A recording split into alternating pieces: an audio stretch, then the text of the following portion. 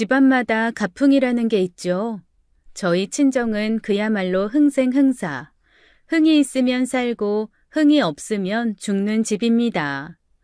일단 집에 식구가 3명 이상만 되면 다른 집에서 오늘 집 손님이 많이 오셨나 봐요 라고 할 정도로 시끌벅적하고 춤과 노래가 끊이지 않습니다.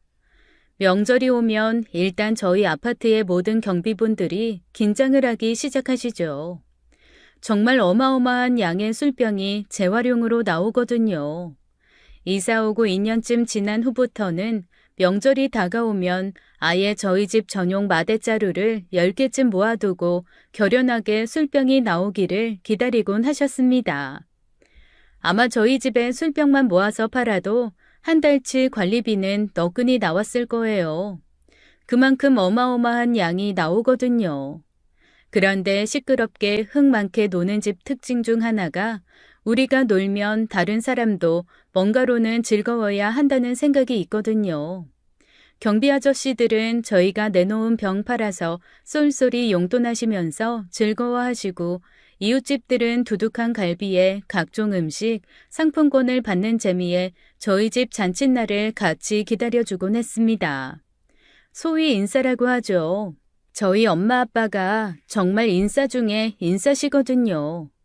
하루는 제가 학교에서 돌아왔는데 모르는 아줌마 아저씨들이 한 두세 명 정도 엄마 아빠랑 10년 지기 친구처럼 앉아서 식사를 하고 계신 거예요. 알고 보니 엄마 아빠가 그날 오전에 오픈하는 슈퍼에 줄 서 있다가 앞뒤 줄 선 사람들이랑 친해져서 집까지 데리고 와 밥 먹고 떠들며 놀고 있었던 거죠. 사실 뭐 놀랍지도 않았어요. 어렸을 때부터 너무 흔한 일이었거든요. 여튼 저희 집은 그런 집입니다. 그래서 저는 어른이 될 때까지 모든 집안이 생일잔치를 한 번 하면 1박 2일 동안 몸살이 날 정도로 놀고 다른 집도 다 그러는 줄 알았어요. 그런데 저희 집이 특이하고 이상한 거였더라고요. 반면에 제 시댁은 정말 적막강산 고요함 자체인 집입니다. 제가 처음에 어머님 아버님하고 인사를 드릴 때였어요. 저는 그냥 제 스타일대로 음식점에 딱 들어가자마자 엄청 높은 목소리로 어머님 아버님 안녕하세요 너무너무 반가워요 라고 소리를 확 질렀는데 세상에 마치 외계인을 보는 듯한 표정으로 저를 보던 두 분이 너무 당황하시더라고요. 아버님은 손에 드셨던 물컵을 떨어뜨리셨고 이후에도 인사도 잊은 채 눈만 껌뻑껌뻑 하시던 장면이 아직도 기억납니다. 나중에 들었지만 그날 시부모님은 저를 보며 한 가지 생각만 하셨대요. 어쩜 쟤는 밥을 저렇게 다 먹으면서도 저렇게 많은 얘기를 끝없이 할까 하고요. 저희 결혼식도 진짜 너무 웃겼습니다. 오죽하면 친구들이 역대급으로 아이러니한 결혼식이라고 두고두고 제 결혼식을 말하면서 자기네들은 무슨 편갈라 드라마 찍는 거 아니냐는 얘기까지 했다 하더라고요. 일단 저희 집 쪽은 혼주서부터 친척, 손님까지 기본적으로 옥타브가 두세 개는 넘나듭니다. 깍, 어머나 세상에 이런 추임새는 너무 흔하고요. 제 결혼식인데 자기 결혼식인 양 울고 웃으며 즐기는 사람이 100명도 넘었죠. 기본적으로 몹시 시끄럽고 목소리 크고 흥이 넘칩니다. 그런데 정말 시댁 쪽은 고요함 그 자체더라고요. 가족들, 친지들은 물론 지인들도 어쩌면 그렇게 하나같이 무건수행하시는 분들 같은지 말없이 웃으며 악수하고 눈빛으로 축하 주고받고 제 친구들이 멀찍이서 양쪽을 보면서 아니 어떻게 달라도 이렇게 다르냐고 고개를 설레설레 저었대요. 어쩐지 제가 신부 입장을 춤추면서 했거든요. 아빠랑 둘이 춤을 추면서 들어갔는데요. 딱 오른쪽에 있는 하객들은 들고 일어나서 휘파람 불고 사진 찍고 박수치고 폭죽 터트리는데 왼쪽 하객들은 얼음처럼 앉아서 외계인 보듯 절 보고 있더라고요. 입장하면서도 그걸 보고 좀 어이없긴 했습니다. 사실 일반적이지는 않아도 그렇게 많이 특이한 건 아니라고 생각했는데 일단 시집 가서 그 집 식구들과 시간을 보내면 보낼수록 시댁에서 저를 이렇게 외계인 보듯 보는 이유를 알 수 있었어요. 오형제 중에 제가 막내 며느리거든요. 그런데 위에 네 형님도 다 조용하신 분들인 거 있죠? 얼마나 조용하신지 보통 명절 때 다 같이 모여서 전부치고 요리하면 다들 이런저런 얘기하잖아요. 그게 명절의 맛이고요. 저 같은 경우는 친정에서 명절 한번 치르고 나면 모든 식구가 명절 후 일주일은 목이 쉬어서 목소리가 안 나올 정도로 떠들어댔거든요. 그런데 시집은 완전 정반대였습니다. 아니, 이거는 무슨 무건수행하며 음식하는 것도 아니고 다들 고갯짓을 하거나 아주 간단한 단어 몇 개로만 말을 나누는 거예요. 예를 들어 고깃국 올릴까요? 이런 것도 말로 하면 되잖아요. 그런데 조용히 고깃국 들어있는 냄비를 가져와서 눈빛만 보내면 어머님이 고개를 젓거나 끄덕이시는 식입니다. 와, 답답해서 미치겠더라고요. 제가 처음에 마구 조잘조잘 거렸더니 시어머니가 조용히 와서 제 귀에다 대고 속삭이시더라고요. 음식하면서 말 많이 하면 음식에 침 튄다. 음식할 때는 말없이 하는 게 좋아.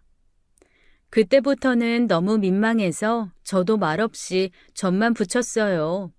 아니, 노동요라는 게 왜 있겠어요.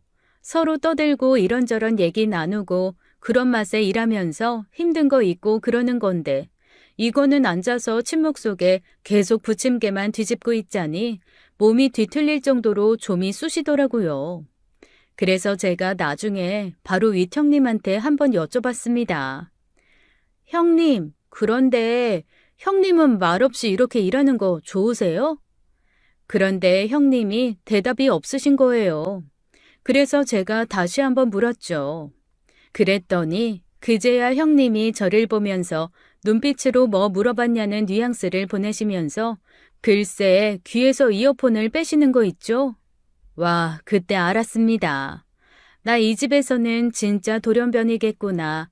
그제야 찬찬히 보니 4명의 형님들은 모두 이어폰을 끼고 각자 자기가 듣고 싶은 거 들으면서 정말 일만 열심히 하고 계시더라고요. 밥을 먹을 때도 저희 시댁은 일절 아무 말이 없어요. 저희 아버님 목소리를 제가 시집와서 몇 번 들어본 적도 없습니다. 다른 집들은 며느리 사랑은 시아버지라며 딸한테는 사랑한다는 얘기 안 해도 며느리한테는 그렇게 사랑한다, 우리 며느리 사랑한다, 우리 며느리 한다고 하는데 저희 아버님한테는 어린 반푼어치도 없는 일입니다. 제가 오죽하면 남편한테 이렇게 물어봤다니까요. 저기 여보, 아버님이 내 이름을 알긴 아시겠지? 뭐, 아실걸? 와, 뭐냐 진짜? 그러면 당신은 우리 형님들 이름 알아? 형수님들? 박씨, 김씨, 이씨였나? 강씨도 있었는데, 와, 너무한다 진짜. 그래도 가족인데 적어도 이름은 알아야 하지 않아? 뭐 그냥 첫째 형수님, 둘째 형수님, 셋째 형수님, 뭐 막내 형수님 하면 되지. 내가 이름 부를 일이 뭐 있어. 여기 미국도 아니고. 아이고, 내가 말을 말자. 네, 저희 시댁이 이런 집입니다. 그렇다고 해서 시아주버님들이나 형님들이 나쁜 분은 절대 아니에요. 다만 저랑 성향이 맞지 않을 뿐이지 다들 되게 경우 바르고 좋으신 분들입니다. 정말 하나같이 하다못해 조카들까지도 조용할 뿐 그 외에는 어떤 집보다 완벽해요. 일반적으로 아웅다웅 하는 것도 저희는 별로 없어요. 아니 서로 수다를 떨기라도 해야 말 때문에라도 감정이 상하는 일이 있는데 모이면 한 사람은 과일 깎고 한 사람은 떡이나 전병 그릇에 담고 있고 다른 한 사람은 음료수 만들고 남은 한 사람은 나르면서 무슨 군대 마냥 각자 할 일만 탁탁하니 말이 나올 것도 없고 서로 대화도 없고 그렇습니다. 그러면 다른 사람들이 가끔 물어봐요. 너무 정없지 않냐? 그 정도면 남 아니냐고 말이죠. 그런데 또 그건 아니거든요. 다들 속정은 있으셔서 제가 뭔가 근심 걱정 있는 것 같으면 문자도 아주 긴 문자가 오곤 합니다. 동서 표정이 안 좋던데 혹시 무슨 일 있냐, 내가 도와줄 거 있냐 이런 식으로 말이죠. 제가 이런 형님들을 인정하게 된 건 결혼 2년차 때입니다. 그때 오랫동안 고대하던 아이가 생겼었는데 얼마 안 가 계류 유산으로 잃었거든요. 나름 안정기에 접어들었다고 생각해서 양쪽 집에도 다 말해놓은 상태였고 그냥 아이를 기다리자라는 마음으로 행복하게 태교 준비를 하고 있었는데 갑작스럽게 유산이 든 겁니다. 저희 친정집에서는 제 유산을 알고 세상에 어떡하냐며 듣는 사람마다 펑펑 울고 찾아오고 난리도 아니었어요. 그런데 평생 그게 당연하고 익숙한 줄 알고 살았는데 희한하게 그때는 그게 너무 싫더라고요. 살면서 처음이었습니다. 차라리 혼자 있었으면 좋겠다라고 생각을 한 것이 말이죠. 정말 혼자 있는 시간이 너무 절실했거든요. 그런데 저희 친정이 그런 스타일이 아니다 보니까 제가 혼자 추스릴 시간을 주지 않더라고요. 혼자 있으면 더 우울할 거라고 생각하는 집이니까요. 불러내지 않으면 집으로 찾아와서 시끌벅적하게 구는데 그게 정말 너무나 힘들었습니다. 불편한 마음을 애써 감추고 일주일 정도 친정 식구들이 왔다 갔다 하는 걸 참고 있었어요. 그 시간이 지나고 비로소 혼자 있는 시간이 왔죠. 그런데 갑자기 문자가 띠링 울리는 거예요. 봤더니 제일 큰 형님이었습니다. 아주 긴 문자가 와 있더라고요. 그런데 친정 식구들이 와서 아무리 위로를 하고 앞에서 펑펑 울어도 정작 저는 눈물이 안 났었거든요. 헌데 큰형님 문자를 보고는 제가 그만 눈물샘이 폭발해버리고 말았습니다. 별다른 위로도 없었어요. 그냥 제가 너무 귀하고 좋은 사람이라는 거, 귀하고 좋은 사람이기 때문에 앞으로 더 좋은 일이 있을 거라는 그냥 그런 류의 문제였습니다. 그런데 한자 한자 얼마나 정성껏 눌러서 쓰신 게 티가 나는지 그제서야 알았어요. 우리 집 스타일처럼 말로 시끄럽게 위로하는 것도 위로지만 이렇게 뒤에서 은근하게 아궁이 불처럼 데워주는 위로가 더 필요한 때도 있구나라는 걸 말이죠. 그러면서 문자 말미에 형님이 이렇게 남겨놓으셨더라고요. 동서가 좋아하는 갈비찜이랑 도미탕수 그리고 지난번에 추석 때 맛있다고 많이 먹었던 약과집에서 특별히 약과 주문했어. 문 앞에 놓고 가니까 조금 마음 추스리게 되면 문 열고 나가서 가져가. 세상에, 형님이랑 저희 집 2시간 반 먼 거리거든요. 먼 거리를 이 음식을 바리바리 해서 갖다 놓으시면서 혹시 부담 줄까봐 제 얼굴도 안 보고 그냥 가신 겁니다. 아마 예전에 저라면 아니 뭐 이런 사람이 다 있지. 그래도 가족으로 산 세월이 몇 년인데 어떻게 얼굴 한번 안 보고 갈 수 있냐며 이해가 안 되네라고 생각했겠지만 그때는 그냥 먹거리를 가져와서 두고 간 형님이 너무 고마운 겁니다. 왜 그럴 때 있잖아요. 아무도 만나고 싶지 않은데 자꾸만 와서 수석거리면 그게 더 스트레스인 시기 말입니다. 그래서 저는 그때부터 큰형님의 팬이 되었어요. 나머지 형님들도 비슷한 스타일이셔서 큰형님이 그렇게 갈비찜과 도미탕수를 집 앞에 놓고 가신 후 이틀에 한 번꼴로 두 형님이 차례대로 제가 좋아하는 걸 집 앞에 놓고 가셨어요. 제가 결국 형님들한테 덕분에 너무 힘이 났다. 이제 기운 차릴 수 있으니 형님들 더 이상 고생 안 하셔도 된다라는 문자를 보낸 후에야 그분들의 몰래 음식 갖다 놓기는 끝이 났습니다. 그렇다고 시부모님이 무심하게 계셨다는 건 아니에요. 저는 나중에 남편한테 듣긴 했지만 제 소식을 듣고 시부모님이 처음에는 그러냐 또 언젠가는 생기겠지 라고 무덤덤하게 말씀하셨다고 하더라고요. 그런데 나중에 알고 보니 이틀을 두 분이서 몰래 우셨다고 했는데 그게 손주가 없어져서 운 게 아니라 제 몸 상할까봐 그게 걱정돼서 우셨다며 남편 통해서 제 보약을 한 채 지어보내신 겁니다. 그래서 제가 그때는 전화를 드렸어요. 어머님, 아버님, 잘 먹을게요. 그런데 이런 보약은 저랑 같이 가서 지으시지 왜 힘들게 혼자 가셨어요? 그랬더니 어머님이 그러시더라고요. 아버님이 괜히 보약 지어 먹이면 얼른 다시 아이 가지라고 부담 주는 것 같으니 그냥 건강 챙기라는 말이랑 같이 보약이나 보내라고 하셨다고요. 그러니까 잘 챙겨 먹고 일단 네 몸부터 챙겨라. 그날 어머님이 해주신 말이 제가 결혼하고 들었던 가장 긴 어머님의 말이었어요. 어쨌건 이런 집안이니 어쩌겠어요. 속정이 깊은 집이라는 것을 인정하고 제 스타일과 다르지만 그래도 적응을 해야죠. 한 번은 제가 남편한테 물어본 적이 있어요. 아니, 저런 집안에서 자라고 형이랑 형님들도 다 조용한 사람들인데 왜 저랑 결혼했냐고요.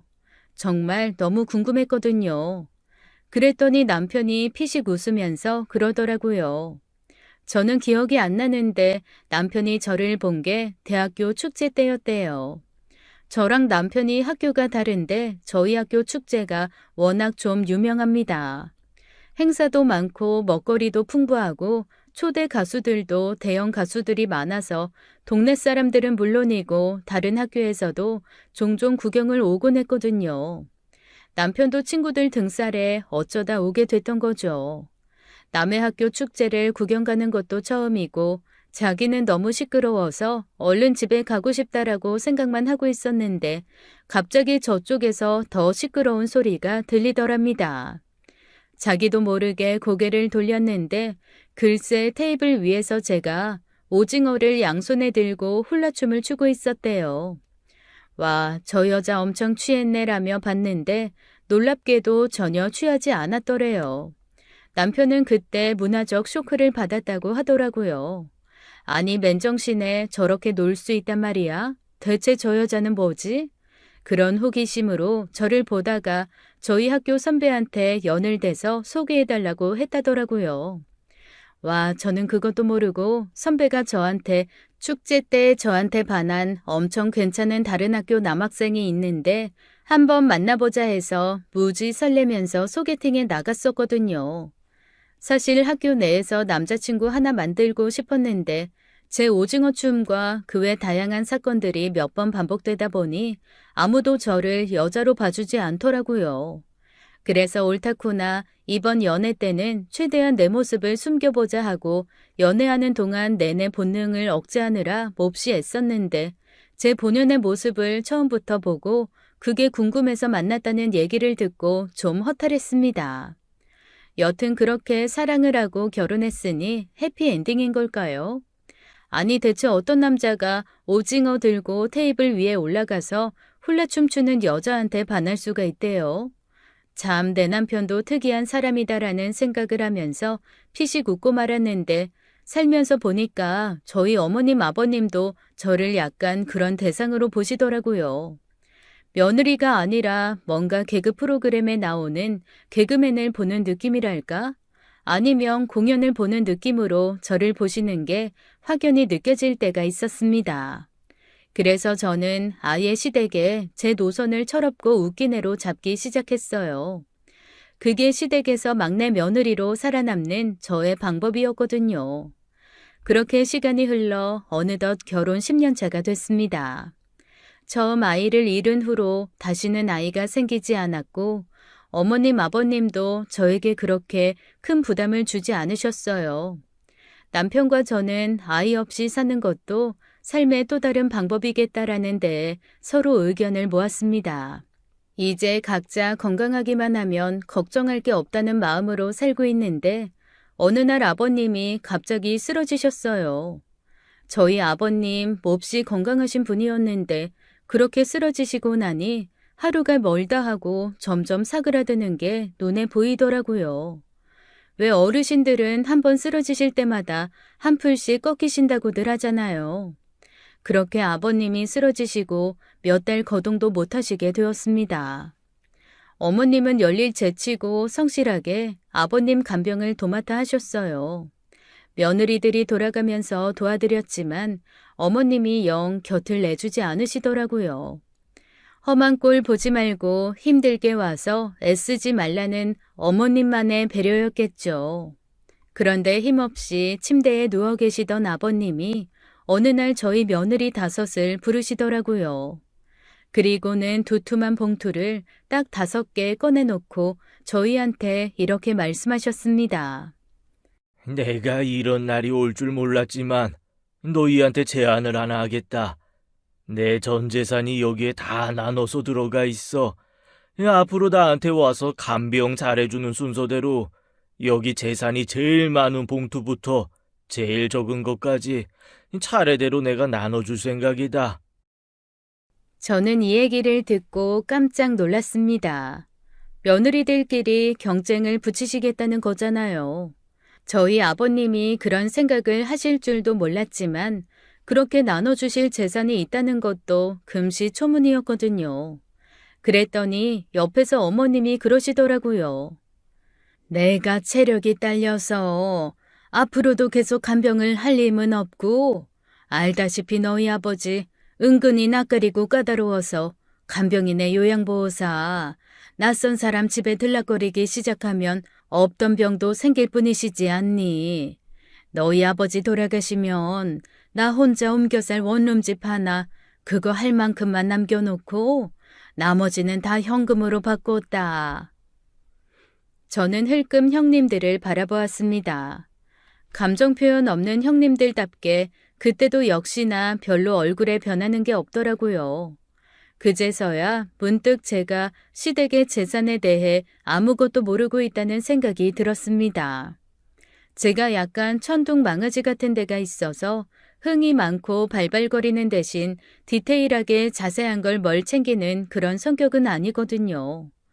결혼할 때도 아버님이 그냥 집하라고 좀 보태주시고 가끔 저희가 용돈 드리면 그거 모았다가 다시 돌려주시고 그래서 경제적으로 그렇게 많이 어려우신 건 아닌가 보다라고 막연하게만 생각하고 있었지 아버님이 재산이 얼마나 있으신지 대체 살고 계신 이 집 말고 다른 게 뭐가 있는지 그런 거는 한 번도 제가 물어본 적이 없는 거예요.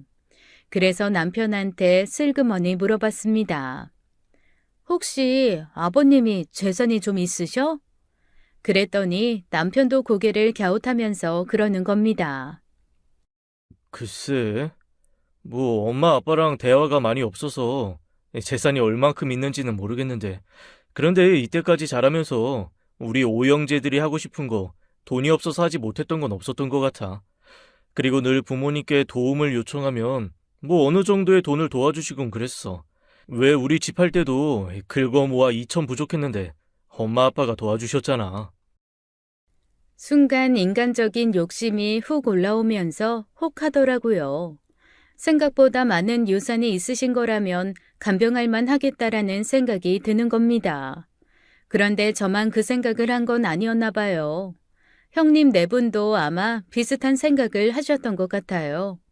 아버님이 봉투 5개를 보여주신 그날 이후 시댁 문턱은 들락거리는 저희 며느리 5 때문에 반들반들해졌습니다. 저희 형님들이 진짜 과묵하신 분들이라고 했잖아요. 그래서인지 서로 언제 간다 이런 일정 공유도 없고 가보면 늘 누군가 있거나 가서 있다 보면 또 한두 명씩 들어오거나 하는 경우가 많았습니다.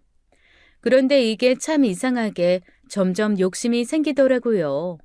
사실 처음에는 아버님이 말씀이나 그렇게 하신 거지 뭐 돈이나 있으시겠나 싶었는데 3달 정도 지났을 때 특별 정산을 하신다면서 갑자기 봉투에서 뭔가 꺼내서 나눠주시는 거예요. 그동안 반찬이며 간식 사다 나른 둘째 형님이 50만 원을 받고 아버님 안마해드리고 이발해드린 셋째 형님이 30만 원, 집 청소 도맡아 했던 첫째 형님이 20만 원, 말벗 해드린 제가 10만 원, 그리고 아이가 아파서 거의 못 온 넷째 형님이 한 푼도 못 받는 꼴찌가 되었습니다. 아마 평소 과묵하고 말없는 성격이라 티를 안 내신 거지. 여느 여자들 같은 성격이면 서운하다. 그래도 어쩌면 한 푼도 안 주시냐? 이건 좀 너무하다고 한마디는 했을 것 같더라고요. 그런데 딱 봉투 나눠주시고 쿨하게 누워서 잠 청하시는 아버님을 보니 어라, 이거 그냥 장난처럼 받아들여야 할 게 아니겠다는 생각이 갑자기 확 드는 겁니다. 둘째 형님도 그러시더라고요. 어머, 진짜 주실 줄은 몰랐네. 내일 올 때는 소불고기 좀 해서 와야겠다. 어머, 형님, 내일도 오시게요? 아유, 제가 올게요. 둘째도 이제 안 아파서 제가 좀 자주 올 수 있거든요. 어? 아버님 아까 팥죽 드시고 싶다고 그래서 그거 해가지고 내일 오려고 했는데. 잘 됐네. 다들 오면 되겠다. 안 그래도 내일 커튼이랑 이불 빨려고 했는데. 와서 대청소하고 불고기 먹고 간식으로 팥죽 먹으면 되겠네. 그럴까요? 아, 형님, 새알심 좋아하시죠? 많이 삶아올게요, 그럼. 갑자기 위기감이 확 몰려왔습니다. 아니, 돈봉투가 무섭긴 하더라고요. 갑자기 다들 불타오른 것 같은데 저만 가만히 있을 수 없어서 저도 모르게 번쩍 손을 들었습니다. 제가 아버님 좋아하시는 케이크 사올게요. 지난번에 그 복숭아 케이크 엄청 잘 드시더라고요. 아, 아버님 그거 진짜 맛있게 드셨던 모양이더라. 나한테도 몇 번 말씀하시더라고. 이거 팥죽도 이기고 소불고기도 이기고 복숭아 케이크 다 이기는 거 아니야? 그러게, 우리 긴장해야 되나? 형님들의 말을 들으면서 긴장이 된 건 저였습니다. 아니, 뭔가 표정에 변화라도 있는 사람들이어야 저게 농담인지 진담인지 알 수 있을 텐데 저희 형님들 정말 기가 막힌 포커페이스거든요. 아, 포커페이스인 걸 어떻게 알았냐면요. 그것도 제가 물색 없이 까불던 신혼 초의 일입니다. 그때도 아마 명절이었던 것 같아요. 한겨울 옷까지는 아니고 반팔 위에 조금 따뜻한 옷을 입었으니 추석 무렵이 아니었나 싶습니다. 어머님의 주의로 음식하면서 말을 하지 않는 것까지는 어떻게 견딜 수가 있었지만 정말 그 외의 시간도 침묵인 건 도저히 견딜 수가 없더라고요. 밥상 다 물리고 누군가는 설거지를 하고 누군가는 TV를 보고 한쪽에서는 조용히 신문을 보는데 그 누구의 소리도 들리지 않는 겁니다. 오직 텔레비전에서 나오는 방송 소리만 들리는데 그것도 얼마나 볼륨을 작게 해놓고 들으시는지 저도 모르게 발끝을 세워가며 조심조심 움직이고 있더라고요. 설거지를 해도 그 소리가 너무 큰 것 같아서 손가락에 힘을 빡 주고 혼자 조심조심 하는 게 너무 힘들었습니다. 혼자 앉아서 핸드폰을 보고 있는 것도 한두 시간이지 이럴 거면 왜 가족들이 모였나 싶은 거예요. 좀이 쑤시고 이건 아니다 싶어. 그래, 막내인 내가 한번 이 분위기를 바꿔보자라는 패기로 게임 제안을 했습니다. 저희 게임 하나 해요. 제가 게임하자고 조르니까 어머님, 아버님은 너무 당황하시고 형님들은 아니 무슨 이런 또라이가 들어왔지라는 얼굴로 절 보더라고요. 당연히 시아주버님들도 저를 외계인 보듯 보셨고 저 구석에서 남편만 혼자 황당한 얼굴로 킥킥킥 웃고 있었어요. 하지만 이미 뱉은 말 저는 죽이 되건 밥이 되건 단 한 판이라도 게임을 해야겠다는 일념에 가득 찼죠. 그래서 제가 제안한 게임은 마피아 게임이었습니다. 마피아 게임은 일단 포커페이스가 가장 중요하잖아요. 전체 인물 중에 마피아를 정하고 시민을 정하고 그래서 누가 마피아인지 골라내서 그 마피아를 없애는 게임이니까요. 그런데 아무리 게임이 돌아가도 그 누구도 마피아인지 모르겠는 겁니다. 정말 답답해 죽겠더라고요. 마피아 게임의 묘미는 서로 마피아라고 상대방을 의심하면서 마피아인지 아닌지 알아보는 질문들을 하다가 뭔가 단서가 잡히면 그걸 빌미로 한 사람을 막 몰아가고 그러면서 서로 헷갈리고 오해가 쌓이면서 거기서 웃음이 터지는 게 핵심이거든요. 그런데 아니 다들 말들이 없이 눈으로만 흘끗흘끗 보면서 한참 침묵 끝에 마피아인가요? 라고 물으면 아니요 라고 대답하고 그 대답을 듣고는 또 네 라고 수긍하고 바로 침묵이 이어지니 제대로 게임이 될 리가 있나요? 게다가 다들 어쩜 표정이 그렇게 아무런 변화가 없는지 저는 어떡하든 게임을 끌어가 보려고 끙끙 혼자 애를 쓰다가 30분 만에 모두 포기했습니다. 그리고 그날 집으로 돌아오는 길에 남편이 내내 파한 데서 포복 절도를 하며 자기 평생 웃을 거 다 웃었다고 앞으로 살면서 전혀 웃는 일이 없더라도 이해해달라며 배를 잡고 눈물까지 흘리며 웃더라고요. 연애 기간 결혼 생활 통틀어서 지금까지도 그때처럼 남편이 웃은 건 본 적이 없어요. 남편이 그러더라고요. 난 말이야, 이 세상에서 가장 어색한 게임 현장을 봤어. 정말 영상으로 찍어서 어딘가 제보하고 싶었다. 이렇게 말하면서 미친 듯이 웃는데 얄밉기도 하면서 조금 당황스럽기도 하고 어이도 없었습니다. 여튼 그렇게 포커페이스 완벽한 형님들이니 당초에 이 형님들이 하시는 말씀이 진심인지 아니면 저를 놀리려고 하시는 건지 그것도 아니면 진짜 다들 아버님의 상금에 관심이 커서 서로를 견제하기 위해 고도의 작전을 쓰는 건지 구분이 안 되더라고요. 솔직히 말하면 저도 나름 제 생활이 있으니까 자주 가서 뵈면 좋기는 하겠지만 거기에 막 몰두할 마음은 없었거든요.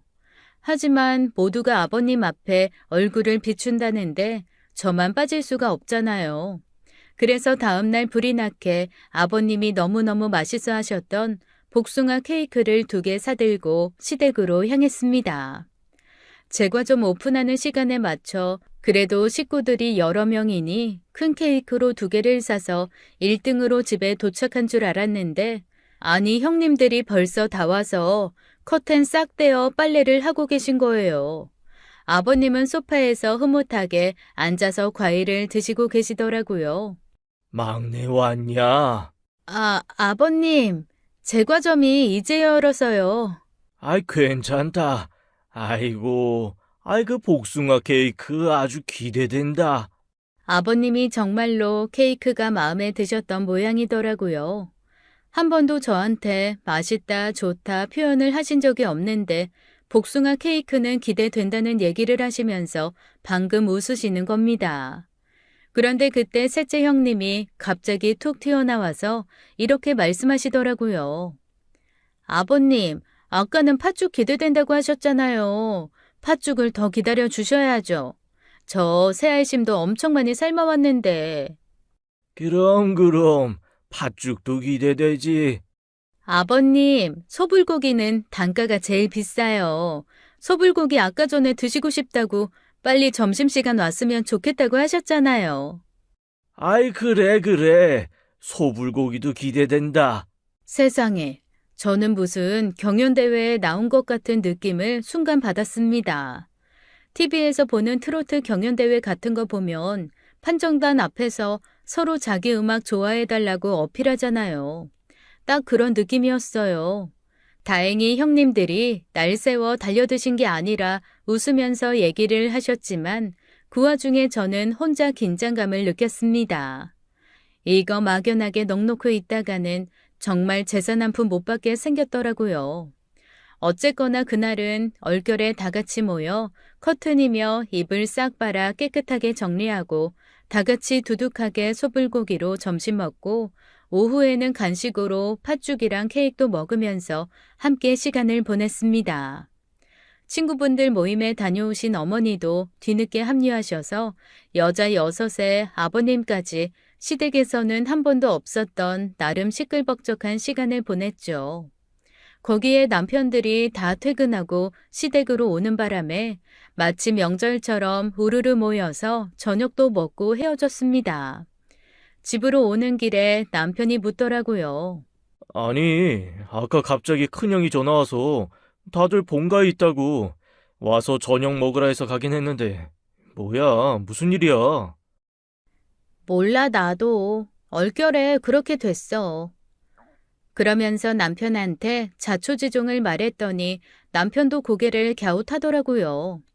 부모님한테 진짜 어디 숨겨둔 재산이 있나 이러면서 골똘히 생각에 잠기는 것 같더니 슬그머니 그러는 겁니다. 이 형수님들이 이런 거에 불타오를 성격들이 아닌데 진짜 있긴 한가 보네. 우리 아버지 어머니 재산이. 아, 그 소리를 듣는데 왜 제 마음속에 오래 꾹꾹 숨겨 눌러두었던 승부사의 기질에 불이 당겨진 것 같은 느낌이 들었을까요? 이건 재산을 얻기 위한 도전이 아니라 그냥 형님 넷을 이기고 싶다는 열망이 불타오르는 느낌이었습니다. 그동안 나만 좀 겉도는 성격의 사람이라는 생각에 이유 없이 기죽어 있을 때도 있었는데 흥생흥사, 흥 넘치는 제가 제대로 마음먹으면 얼마나 신나게 많은 것을 할 수 있는지 제대로 한번 보여주고 싶더라고요. 저 나름 학교 다닐 때 미술 동아리도 했었고 연극 동아리도 했었고 봉사활동으로 구연동화 선생님도 오래 한 레크레이션 전문가거든요. 물론 자격증은 없지만 그래도 어느 모임을 가더라도 제가 있는 곳은 늘 레크레이션과 노래와 춤이 끊이지를 않았습니다. 그걸 한번 제대로 불살라 보겠다라는 마음이 확 들었어요. 나 불타올랐다 간만에. 당신 마누라 내일부터 시댁 출근이다. 아유, 적당히 해. 우리 그 돈 없어도 살아. 아니, 이건 돈의 문제가 아니야. 이건 나의 흥과의 싸움이야. 정면 승부다. 아버님 몸 안 어딘가에 숨어 있을 한 톨의 흥이라도 끌어올려서 불씨를 지펴보겠어. 제가 주먹까지 쥐며 불끈하니 남편이 고개를 설레설레 저으며 마음대로 하라고 하더라고요. 이미 한번 꽂힌 저를 말릴 수는 없다고 생각한 거죠. 그 다음부터는 저는 거의 매일 아버님을 찾았습니다. 그리고 아버님 컨디션이 좀 괜찮으신 날에는 훌쩍 모시고 동물원도 가고 놀이공원도 갔어요. 요즘 동물원이랑 놀이공원은 시스템이 좋아서 오히려 휠체어에 태워 모시고 다니기가 정말 좋거든요. 평일 낮 사람들이 적은 시간만 고르면 구석구석 길도 잘 되어 있고 먹거리며 쉴 곳, 볼 것까지 풍성해서 모시고 가기 좋더라고요. 아니나 다를까 동물원에 도착한 아버님은 처음에는 좀 당황하시더라고요. 동물원이라는 곳을 와본 지 50년도 더 된 것 같다며 이 나이에 여길 올 거라고는 생각도 못 하셨다는 겁니다. 그러면서 얼마나 아이처럼 좋아하시던지 예전 동물원과 너무 다르다고 아니 어떻게 저렇게 생긴 애들이 다 있냐며 하나하나 보며 신기해 하시고 행복해 하셨어요. 그리고 평생 처음 드셔보신다면서 햄버거를 어찌나 맛있게 드시는지 갑자기 엄청나게 반성이 되고 당황스러운 마음까지 올라왔습니다. 저희야 길 가다 배고프면 휙 사먹는 게 햄버거인데 아버님은 낯선 음식이기도 하고 안에 젊은 사람들이 버글버글하니까 궁금한 적은 있었는데 선뜻 들어가서 드셔보시지를 못했던 거죠. 자식들도 자기들이나 먹을 줄 알았지 부모님이 햄버거를 드시고 싶어 하는지 궁금해 하시는지 물어볼 일이 사실 별로 없잖아요. 그렇게 무심하게 시간이 지나가는 동안 햄버거 한번 못 드셔본 노인으로 늙으신 거죠. 아기처럼 햄버거 속을 열어 하나하나 살펴보시는 아버님을 보는데 아, 주책맞게 왜 그렇게 눈물이 나는지 저도 모르게 슬쩍 돌아앉아 계속 눈물을 닦았습니다. 그리고 속으로 앞으로 진짜 살아계실 날이 얼마나 될지 모르겠지만 할 수 있는 한 많은 경험을 하실 수 있게 해야겠다는 생각을 했어요. 아버님은 햄버거를 하나 뚝딱 드시고 감자튀김도 절반이나 드셨습니다. 그런 아버님께 구슬 모양 동글동글한 아이스크림도 하나 사서 쥐어드렸는데 그것도 너무 신기해 하시더라고요. 그러면서 평생 말 한마디 듣기 어려웠던 아버님이 글쎄 어렸을 때 얘기를 해주시는 거 있죠. 가난했던 어린 시절 동네에 진짜 부잣집이 있었는데 그 집에 염소들이 있었대요. 그래서 그 집 아들은 늘 염소젖을 마시면서 그걸 동네 애들한테 자랑을 했는데 어느 무더운 여름날 그 당시만 해도 귀했던 꽁꽁언 얼음에 그 염소젖을 어떻게 했는지 지금으로 말하면 약간 샤베트 같은 걸 녹그릇에 담아가지고 나와 있는 대로 뻐기면서 먹었던 모양입니다. 그 더운 여름에 꽁꽁 얼린 염소젖, 그 위에 꿀까지 뿌렸으니 어린애들이 얼마나 한 입 먹고 싶었겠어요. 다들 한 입 먹겠다고 그 부잣집 아들이 시키는 걸 노예처럼 다 했나 봐요. 코끼리 코 돌라면 돌고 흙 먹으라면 먹고 그러면서 진짜 쥐똥만큼씩 얻어먹었는데 아버님은 그때도 그렇게 해서까지 먹고 싶지는 않으셨다고 했습니다. 그래서 멀찍이 떨어져서 그냥 보고만 있는데, 아이, 그놈이 글쎄 와서 큰 절을 하면 한 숟갈 주겠다는 거야. 싫다고 했지. 그랬더니 나한테 다가와서 이 가난한 놈이 굽힐 줄도 모른다며 내 발 아래에 그 염소젓 얼린 걸 그대로 버리대. 그걸 동네 애들이 달려들어서 흙바닥에 스며든 걸 콕 짜서 또 먹고 내가 부들부들 떨면서 서 있으니 그놈이 부화가 났는지 싹 버리고 난 그릇을 내 얼굴에 탁 털더라고. 그런데 얼굴에 떨어진 그 몇 방울이 입에 들어왔는데 세상에, 정말 눈물이 나게 맛있는 거야. 어린 마음에도 아까 가서 절을 할 걸 하는 마음이랑 그게 맛있다는 생각에 절을 할 걸 이라는 생각을 하는 나에 대해 실망이 엉켜서 분하더라고. 근데 뭐 몇 년 못 가서 그 형은 세상을 떠났다. 망나니처럼 자랐는데 집에서 밀주 담그는 걸 몰래 먹다가 그게 독했는지 갑자기 갔다고 하더라고. 근데 아가, 네가 사준 이걸 먹는데 왜 갑자기 그 형이 생각나는지 모르겠다. 이 좋은 것도 못 먹고 갔구나 네가. 이런 생각이 나네. 아버님 진짜. 저 오늘 아버님이랑 놀려고 왔는데 왜 자꾸 저 울려요. 저는 또 아버님 얘기를 들으며 혼자 눈물샘이 터져서 죽죽 울고 말았습니다.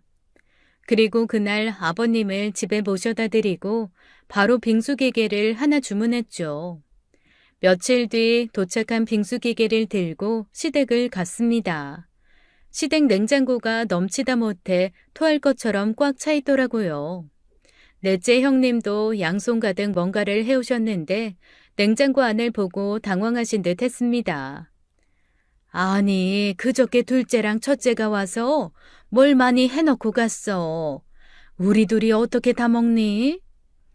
할 수 없죠. 시간 되면 다 오라고 해서 오늘 냉장고 비워야겠어요. 그렇게 또 저희는 얼결에 5 형제와 배우자까지 총 10명이 우르르 모이게 되었습니다. 오히려 당황한 건 아들들이었어요. 아니, 우리 집 뭔가 좀 이상해진 것 같은데. 형, 나 잘할 때보다 요즘 형 얼굴 더 자주 보는 것 같아. 나도 그래. 나한테 새삼 형도 있고 동생도 있었지 하고 요즘 깨닫고 있다. 남편들이 어리둥절해 하거나 말거나 이미 지난 10수년 지낸 것보다 더 친해진 며느리들은 각자 냉장고를 뒤져 알아서 음식들을 차려내기 시작했습니다. 구석에 처박혀 있던 오래된 냉동 생선부터 며칠 전에 형님들이 해오신 반찬의 먹거리까지 뷔페 부럽지 않은 한 상이 뚝딱 차려지더라고요. 예전과 확연하게 달라진 건 요리를 하면서 다들 대화를 한다는 겁니다. 아무래도 서로 계속 시댁을 엇갈린 시간에 찾게 되니 겹치지 않게 뭔가 준비를 하거나 오는 날과 시간을 서로 알면 좀 더 나으니까 말을 하게 되더라고요. 음식하면서 말하지 말라고 하셨던 어머님도 저희끼리 이런저런 얘기를 하니 그 얘기를 듣다가 중간중간 끼어들기도 하시고 갑자기 생각나면 본인 얘기도 하시고 하면서 제가 한 번도 상상해 본 적 없는 대화가 있는 부엌 풍경이 만들어진 겁니다. 저녁 식탁은 아주 풍성했어요. 육해공의 모든 음식이 다양했는데 사람이 많으니까 또 그게 다 없어지더라고요. 저희 친정엄마가 세상에서 제일 무서운 게 먹는 힘이라고 하신 적이 있는데 진짜 그게 무섭긴 무서웠습니다. 저걸 언제 다 먹어치우나 했던 게 이러다가 모자라는 거 아니야? 라는 걱정이 들 정도로 순식간에 다 사라지더라고요. 식사 후에 저는 제 비장의 무기 빙수기를 꺼냈습니다. 그게 뭐냐고 묻는 형님들에게 며칠 전 아버님과 다녀온 동물원 얘기를 하면서 염소젓 아이스크림 얘기를 해드렸어요. 아, 그런데 제 얘기를 듣고 형님들이 또 눈물을 보이시는 게 아니겠어요? 전 저희 형님들이 감정 제로인 사람들인 줄 알았는데 아니었더라고요. 그리고는 또 말없이 다들 일어나서 그릇 준비하고 얼린 우유에 연유 꺼내오고 어디선가 과일 통조림도 꺼내서 따시더라고요. 제가 혹시 몰라서 팥은 삶아왔거든요. 취향껏 얹어 드시라고 큰 그릇에 하나 담고 일단 아버님의 추억의 맛을 만들어 드리려고 언 우유를 정성껏 갈아 폭신하게 그릇에 담고 꿀 대신 연유를 살살 뿌렸습니다. 그리고 아버님께 갖다 드렸죠. 아버님, 오늘의 후식이에요. 아버님 눈이 휘둥그레 커지시더라고요. 이게 뭐냐고 해서 염소젓 대신 우유로 만든 추억의 아이스크림이라고 했더니 아, 왜 또 아버님까지 눈이 벌개지시는 건지. 제가 의도한 건 이게 아니었는데 말입니다. 아버님이 천천히 한 숟가락을 드시고는 말없이 또 한 숟가락을 드시더라고요. 그리고는 고개를 끄덕이시며 그러시는 겁니다. 아이고, 불쌍한 놈. 아, 이런 며느리도 못 보고 갔어, 그 형. 아가, 고맙다, 고마워. 그리고는 천천히 그걸 다 드시더라고요. 아들들은 영문도 모른 채 눈만 꿈뻑이고 있고 저한테 얘기 다 들은 형님들은 한쪽에서 훌쩍이고 있는 기이한 풍경이 이어졌습니다. 계속 저한테 눈짓으로 뭐냐고 묻는 남편한테 나중에 얘기해주겠다고 하고 신나게 빙수기계 돌려 한 그릇씩 나눠줬어요. 꽤 많이 삶은 팥도 동이 나고 연유도 동나고 우유 간 것도 싹 먹고 나니 그제야 뿌듯함이 밀려오더라고요. 그렇게 또 잔치처럼 시끌벅적한 시간을 보내고 집으로 돌아오는 길, 궁금함에 얼굴이 폭발할 것 같은 남편에게 자초지종을 얘기해 줬는데 와, 저는 이 남자가 우는 거 처음 봤어요.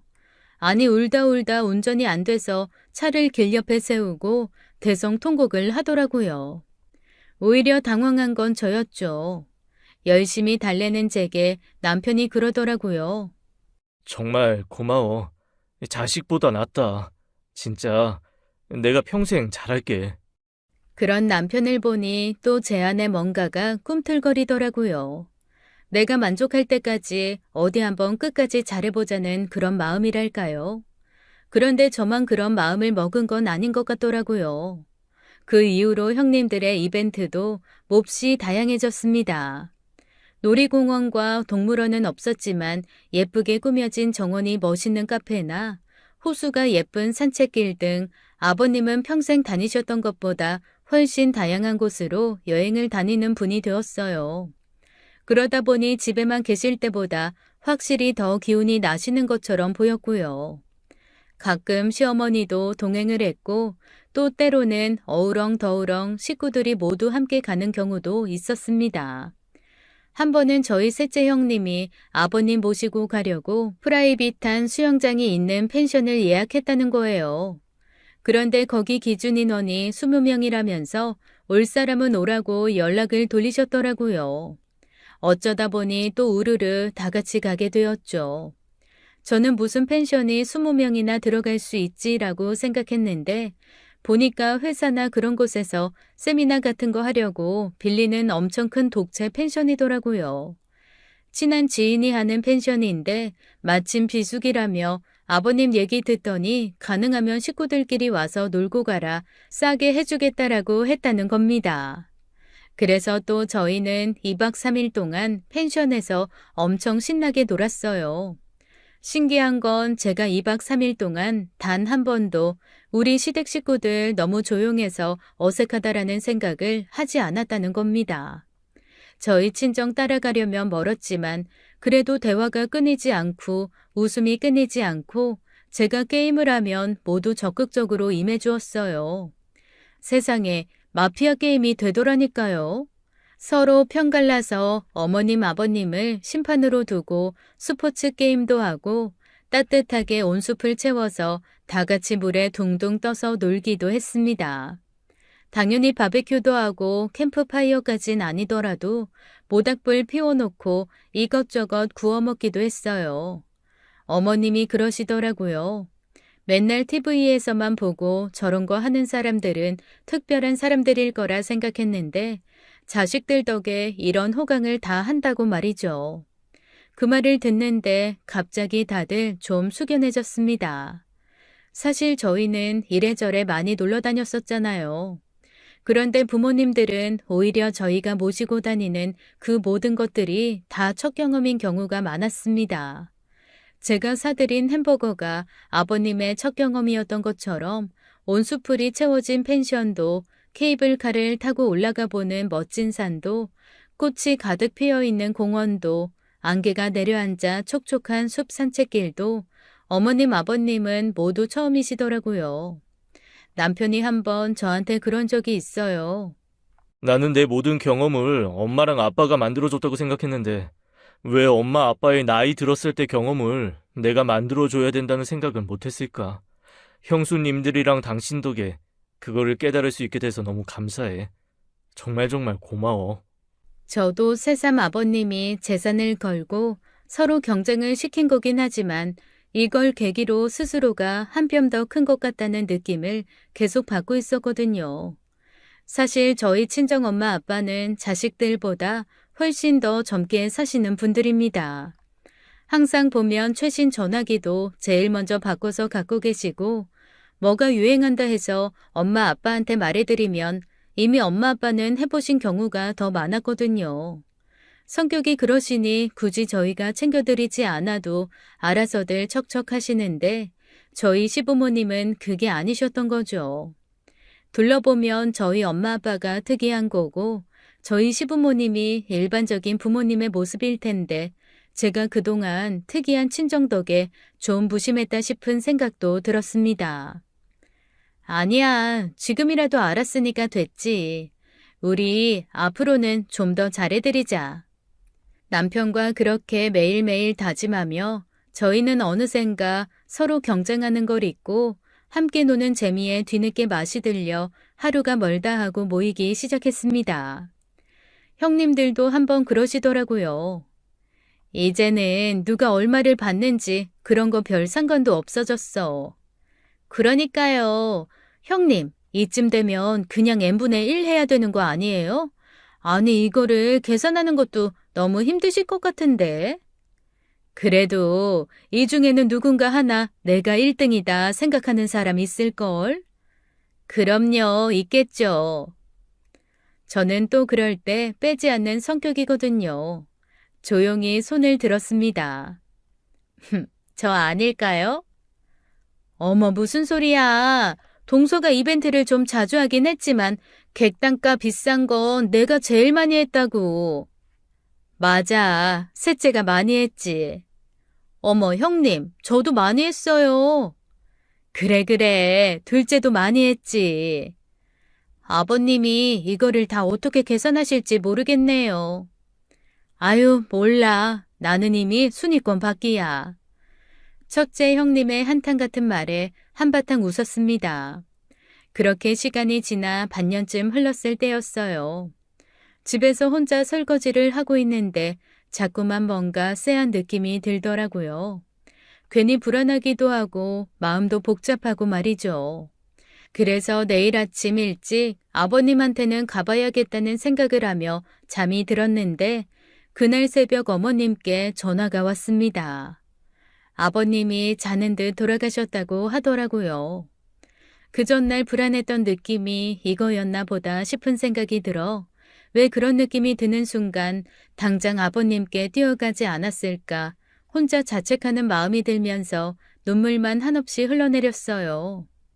이미 아버님이 편찮으신 거 알고 있었고 돌아가실 거라는 것도 알고 있었지만 죽음이란 준비를 한다고 해서 괜찮아지는 게 아니더라고요. 그래도 형님들과 시아주버님들이 든든하게 버티고 계셔서 무사히 장례를 잘 치를 수 있었습니다. 장례식도 저희는 몹시 화기애애했어요. 오시는 아버님 친구들, 지인들마다 저희를 붙들고 어쩜 이렇게 복이 많으셔서 자식보다 나은 며느리를 5이나 두셨는지 모르겠다고 저희 손을 놓지 않은 채 엄청 칭찬들을 하시면서 가시더라고요. 처음에는 이게 대체 무슨 일인가 싶었는데 나중에 어머님이 그러시는 겁니다. 평소 과묵해서 쟤는 혀가 없다라는 놀림까지 받을 정도로 친구들 사이에서도 말이 없는 아버님이셨는데 언젠가부터 그렇게 수다스럽게 며느리들 자랑을 하셨다고 해요. 다들 너무 부러워하고 세상에 그런 며느리들이 세상에 어딨냐며 아버님은 친구들 사이에서 정말 며느리 복 넘치는 사람으로 엄청 유명하셨다고 하더라고요. 그래서 다들 오셔서 그렇게 저희를 붙들고 훌륭한 며느리들이라며 칭찬들을 하셨던 모양입니다. 어떤 분은 글쎄 주머니에서 쌈짓돈을 꺼내 저희 5한테 용돈까지 주려고 하셨다니까요. 그렇게 장례가 끝나고 열흘쯤 지났을 때 어머님이 저희 며느리들을 다 불러 모으셨어요. 그리고는 저희한테 봉투를 꺼내서 내미시더라고요. 이미 장례 치르면서 까맣게 잊고 있었던 아버님의 봉투였습니다. 아버님이 돌아가시기 전에 순위 다 정해놓고 가셨다. 순위를 정하셨다고요? 제가 깜짝 놀라서 물었습니다. 어머님이 빙긋 웃으시면서 저한테 봉투를 하나 주시더라고요. 막내 네가 1등이야. 놀라기도 했고 한편으로는 좋기도 하고 또 한편으로는 형님들께 살짝 미안하기도 하고 여러모로 복잡한 심정이었습니다. 그래서 흘낏 형님들을 봤죠. 그런데 저희 형님들 표정에 또 아무런 변화가 보이질 않는 겁니다. 좀 친해져서 어느 정도 표정을 읽을 수 있겠다라는 생각을 했었는데 다시 아무 표정을 읽을 수 없는 얼굴로 생글생글 웃으면서 저를 그냥 보고만 계시더라고요. 어서 봉투 열어봐. 얼마나 받았는지 한번 구경이나 하자. 큰 형님의 말씀에 조용히 봉투를 열었습니다. 그런데 봉투 안에 들어있는 건 돈이 아니었어요. 손바닥에 탁탁 털어봤더니 평소 아버님이 많이 아끼시던 오래된 시계와 아버님이 새끼손가락에 늘 끼고 다니시던 작은 보석이 박힌 반지, 그리고 편지 한 장이 들어있었습니다. 편지에는 저에 대한 고마움이 구구절절 담긴 꼭꼭 눌러 쓴 아버님의 글씨가 가득했어요. 이미 첫 문장을 읽자마자 눈물이 터져서 대체 이게 무슨 말인지 나중에 자세하게 읽으면서 알았지만 아버님은 제게 제 덕에 절간 같았던 집이 시끄러워지고 그 덕에 아버님이 살면서 가장 많이 웃으며 갈 수 있었다고 하셨습니다. 우리 며느리 너무 사랑하고 고맙다며 특히 놀이공원 데려가줘서 행복했고 우유로 만든 아이스크림 만들어줘서 고맙다고도 쓰여 있었습니다. 어머님은 나머지 형님들에게도 봉투를 하나씩 주셨습니다. 공동 2등이라고 하시면서요.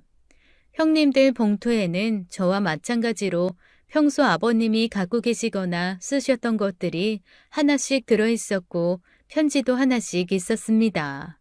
제가 눈물 콧물 흘리며 형님들한테 이게 뭐냐고 형님들 알고 있었죠 라고 했더니 형님들이 그러시더라고요. 어머님 아버님이 숨겨놓은 재산이 어딨어.